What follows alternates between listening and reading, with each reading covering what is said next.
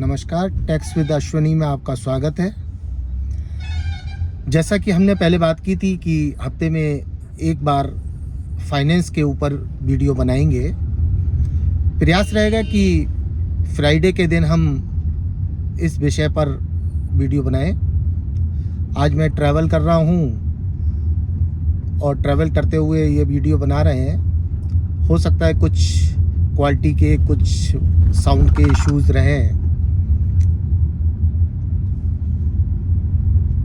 Finance में जब हम बात करते हैं तो सबसे पहले जो मनी है, जो पैसा है, उसको समझने की कोशिश करते हैं। एडम स्मिथ, जो कि कैपिटलिज्म के जनक भी कहे जाते हैं, और उन्होंने अपनी बुक वेल्थ ऑफ नेशन में लिखा कि जो मनी है वो मीडियम ऑफ एक्सचेंज है और मेजर ऑफ वैल्यू है। मनी के आने से पहले बार्टर सिस्टम हुआ करता था। हम सामान देते थे और बदले में सामान लेते थे।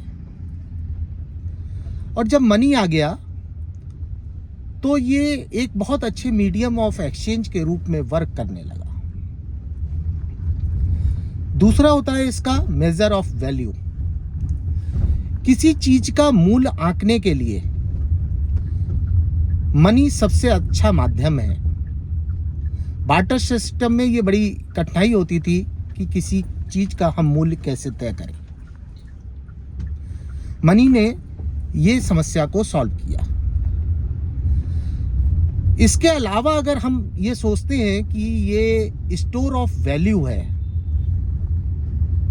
तो ये स्टोर ऑफ वैल्यू अब नहीं रहा, क्योंकि अब हर इकोनॉमी में इन्फ्लेशन होता है और इन्फ्लेशन की वजह से जो मनी है उसकी परचेजिंग पावर समय समय पर घटती जाती है।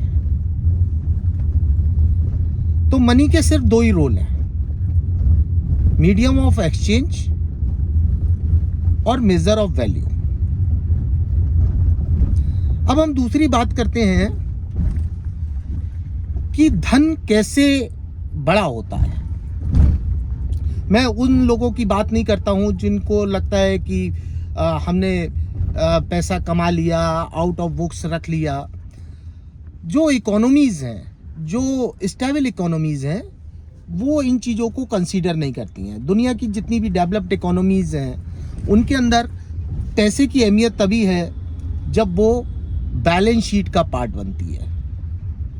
अब बैलेंस शीट के माध्यम से समझने की कोशिश करते हैं कि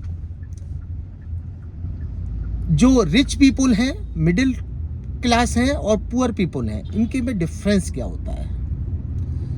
जो रिच पीपल होते हैं उनकी बैलेंस शीट में इन्वेस्टमेंट इस तरीके से होता है कि वो पैसिव इनकम देता है, और जब ये पैसिव इनकम दोबारा बैलेंस शीट में जाती है तब ये बैलेंस शीट को ग्रो करती है, एक्सपेंड करती जाती है, और इनकी जो बैलेंस शीट है दिन रात बढ़ती रहती है। वहीं दूसरी तरफ अगर हम मिडिल क्लास की बैलेंस शीट को देखें तो उसमें आपको देखने को मिलेगा हाउसिंग लोन मिलेगा, क्रेडिट कार्ड लोन मिलेगा, एजुकेशन लोन मिलेगा। दूसरी तरफ एसेट साइड में जाएंगे तो एक मकान मिलेगा, एक आध प्लॉट भी मिल सकता है, कुछ एफडी मिलेंगी, पीपीएफ मिलेगा, एक आध छोटी मोटी सिप मिलेगी। इनके में बहुत सारे डेड एसेट्स मिलेंगे आपको, जिनकी ऑपरेटिंग इनकम नहीं होती है। ये मिडिल क्लास का एक कैरेक्टर रहता है। अब वहीं हम पुअर पीपल की बात करें तो इनके पास ना ही इनकम होती है, ना ही कोई एसेट्स होती है, ना ही कोई लायबिलिटी होती है। तो फाइनेंस में आपकी बैलेंस शीट एक बहुत इंपॉर्टेंट पार्ट है।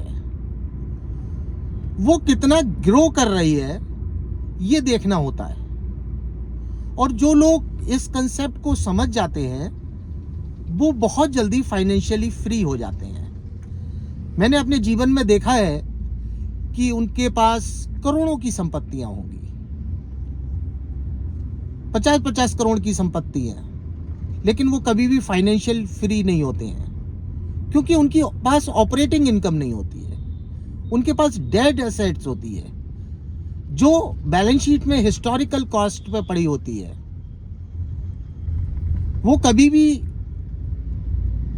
अपने आप को एक्सपेंड नहीं करती है, उसकी एक परसीव्ड वैल्यू होती है। आप अपने दिमाग में उसको सोच लेते हैं कि ये इसकी वैल्यू इतनी हो गई, आज मैं इतना बड़ा आदमी हो गया, लेकिन इनफैक्ट वो सिर्फ एक इमेजिनरी वैल्यू रहती है